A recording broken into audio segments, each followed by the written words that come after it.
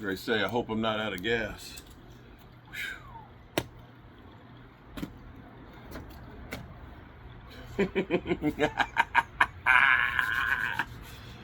Whew, I gotta say, I am tired because it was over 10 hours. We started at 1 o'clock. We went through the whole day, and that Eagle game was stressful. It was crazy.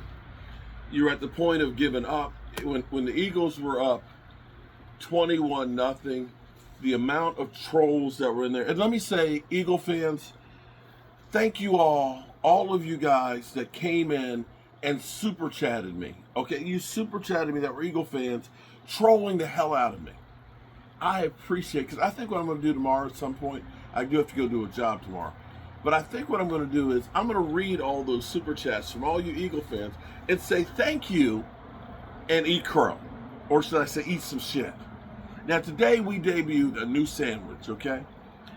David Wiley talked to him this morning. I said, what do you want to fix today? He's like, hey man, how about steak and cheese? I said, no. I said, I can't do a steak and cheese. Because steak and cheese sandwich, we always lose every time I made a great steak and cheese. So I said, at the store, I bought, instead of ribeye, I bought 2 strip steaks. And we sliced it real nice and thin. Okay, sliced that steak real nice and thin and marinated it. We grilled some onions, some red peppers, some jalapeno peppers, and mushrooms with it, right? And we put it on a Kaiser roll, okay? And we call it the cow patty. The cow patty. Yeah, that's the sandwich. It's the cow patty. And I got me a cow patty sandwich, and I got the chicken. Because somebody said, choke the chicken, Mark, choke the chicken. And between the cow patty sandwich and choking the chicken, the Cowboys started coming back. The amazing thing was, Eagle fans were talking about how much Dak sucks. He can't hold Jalen Hurts' jockstrap.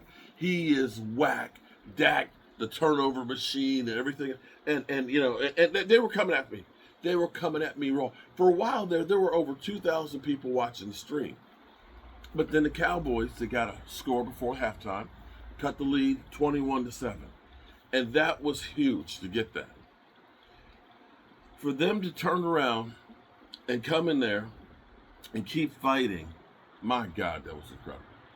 Now, game balls. I'll be real with you. I am so tired, I am so spent, I'm probably going to leave some people out.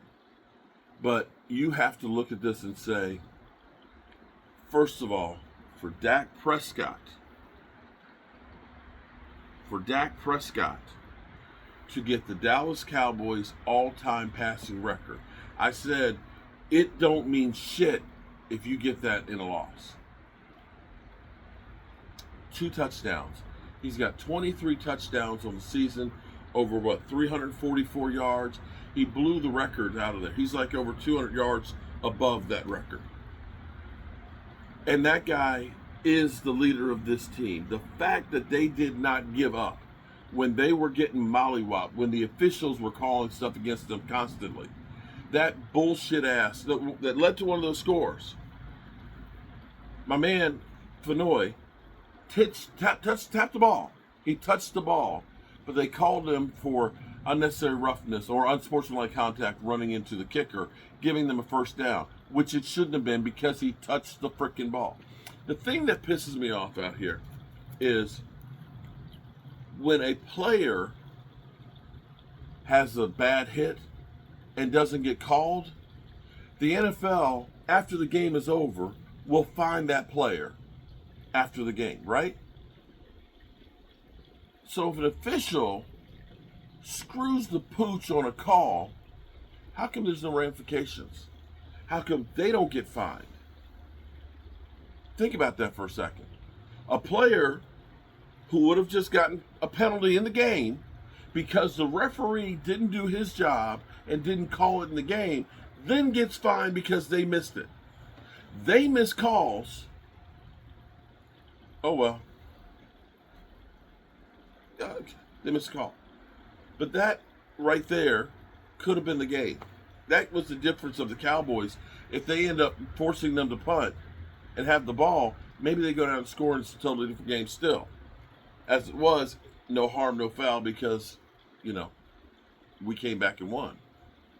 But I have to say, the Cowboys, now I can't honestly say that the Cowboys defense has found their groove because the Cowboys defense is yet to play a good offense. Yeah, I said it. They played the Raiders offense and they played the Eagles offense. I don't know what the Eagles offense is because Saquon Barkley, they held Saquon Barkley to 10 carries and 22 yards. That's the main problem with the Eagles this year is they cannot run the football. And the Eagles, they're on a short week too. We play on Thursday, they play on Friday. And they are beat up. I think Makuba's got a broken arm. Blankenship, I think he's got a pulled hamstring. Somebody else has got a concussion. They're beat up. Leo tried to say, oh, well, this game doesn't mean anything. And I say that's bullshit.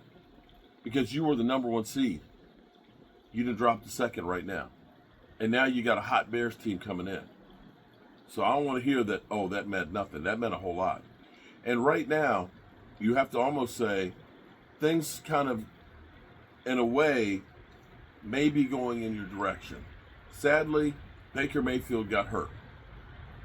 And Baker Mayfield, Tampa Bay got mollywopped by the Rams. The Rams are running away with that division. The thing is without Baker Mayfield, he's got a separated left shoulder. I don't know if he's going to come back anytime soon. Tampa Bay could start falling. And Carolina could win that division. So that means no wild card in that one.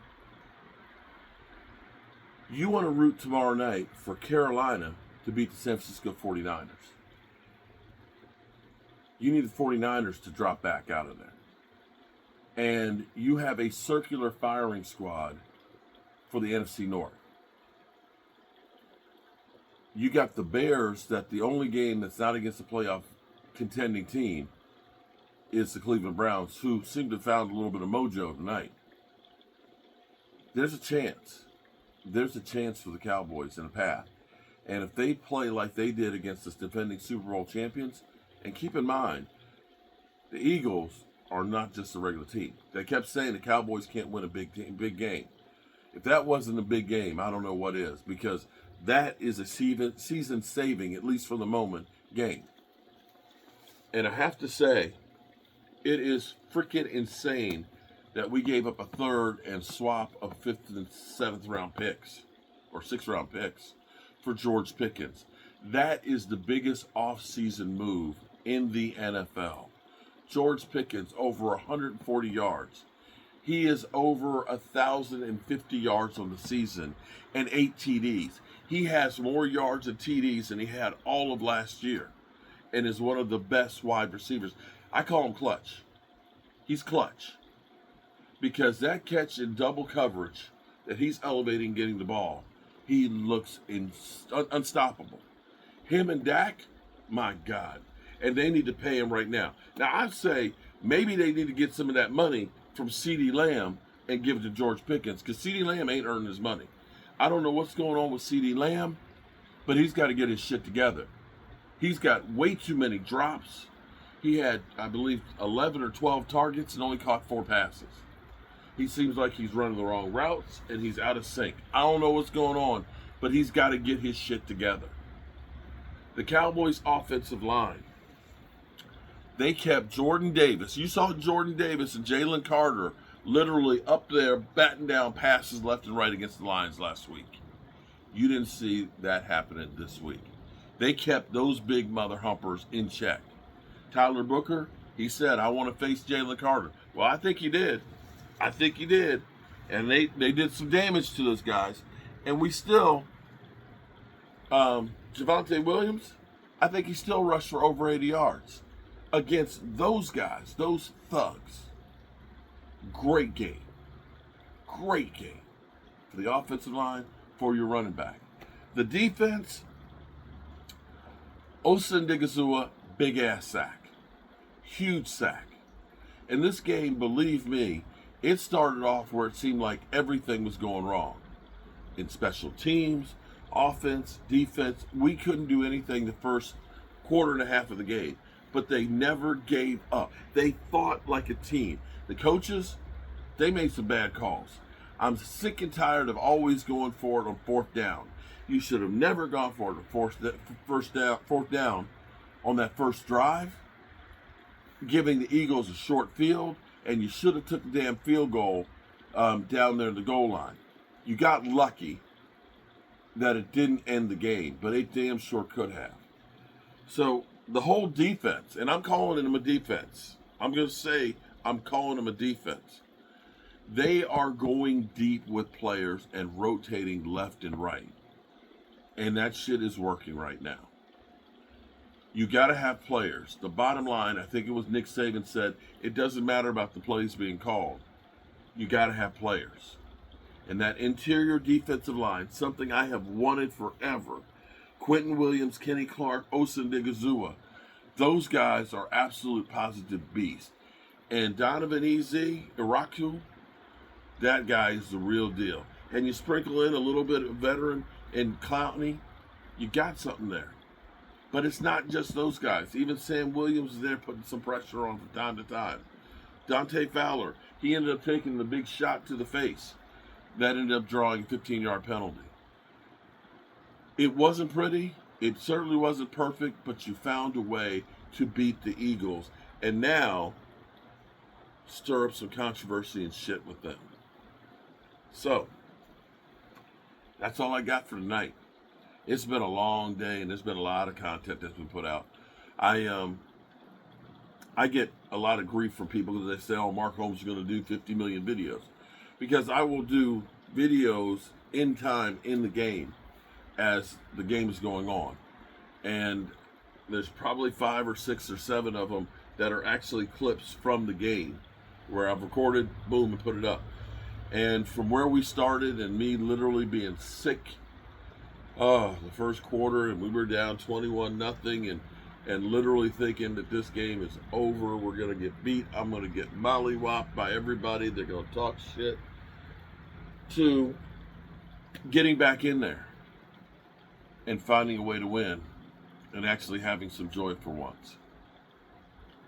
The final game ball's got to go to Marshawn Kneeland.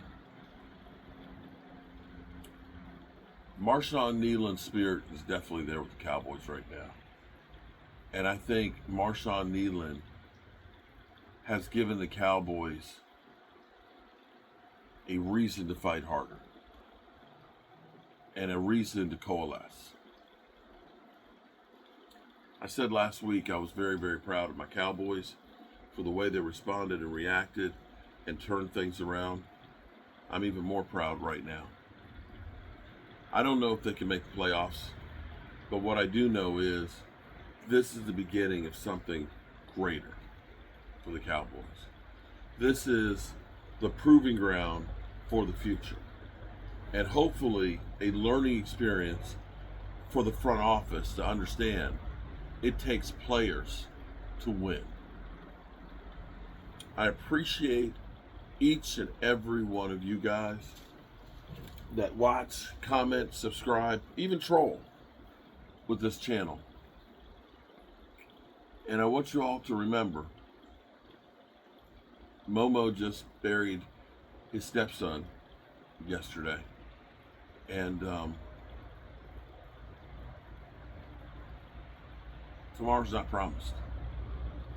So remember to tell the people you love how much you love them, because you might not get the chance again. And I love you guys. Congratulations, Cowboys. No time to enjoy it. You got Kansas City on Thursday.